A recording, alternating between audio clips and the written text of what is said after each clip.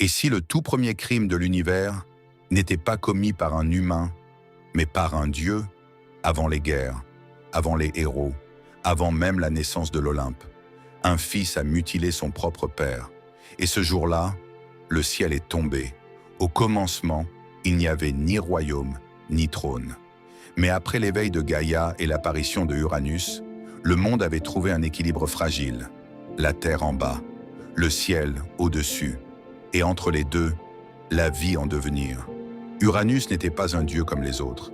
Il n'était pas simplement le ciel, il était le ciel, infini, écrasant, omniprésent.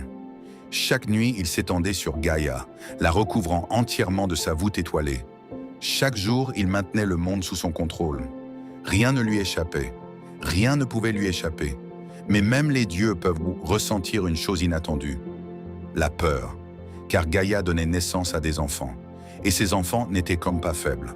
Ils étaient gigantesques, puissants, imprévisibles. Parmi eux, les titans, et parmi eux, Cronus. Mais ce n'était pas tout. Certains enfants de Gaïa étaient encore plus terrifiants. Les cyclopes, géants à l'œil unique, brûlant comme des soleils vivants. Les hécatonchires, créatures aux 100 bras, capables d'ébranler le monde d'un seul mouvement. Uranus les observa, et dans leur puissance, il vit une menace. Alors Uranus prit une décision qui allait changer à jamais le destin du cosmos. Il enferma ses propres enfants, pas dans un lieu lointain, pas dans un royaume étranger, mais dans les profondeurs de Tartarus, un abîme si profond qu'aucune lumière ne pouvait l'atteindre, un gouffre où même l'espoir se perdait. Gaïa sentit ses enfants être arrachés à elle. Elle ressentit leur chute, leur douleur, leurs cris silencieux. Et pour la première fois, la terre souffrit. Imagine une montagne qui peut ressentir. Imagine une planète entière qui peut ressentir l'injustice. Gaïa n'était pas seulement la terre, elle était une mère, et une mère n'oublie jamais. Elle observa Uranus, le ciel qui l'écrasait, le dieu qui contrôlait tout. Et dans les profondeurs de son être, quelque chose changea. La patience devint colère, la douleur devint volonté, et cette volonté devint un plan. Gaïa appela ses enfants, les titans. Un par un, ils vinrent, imposants, silencieux, inquiets. Elle leur parla, elle leur révéla l'injustice. Elle leur demanda une chose simple, renverser Uranus. Un silence s'installa, car même les titans avaient peur. Affronter leur père, le ciel lui-même, c'était défier l'ordre du monde. C'était risquer l'anéantissement. Alors ils hésitèrent, tous, sauf un. Dans l'ombre, un titan avança. Ses yeux n'exprimaient ni peur, ni compassion, seulement une froide détermination. Cronus, le plus jeune, le plus ambitieux, le plus dangereux. Il regarda Gaïa, puis le ciel, et il comprit quelque chose que les autres ignoraient. Le pouvoir n'est jamais donné, il est pris. Gaïa lui donna une arme, pas une épée, pas une lance, mais une faucille, forgée dans une matière divine, tranchante comme le destin lui-même. Une arme faite pour couper ce qui ne devrait jamais être coupé.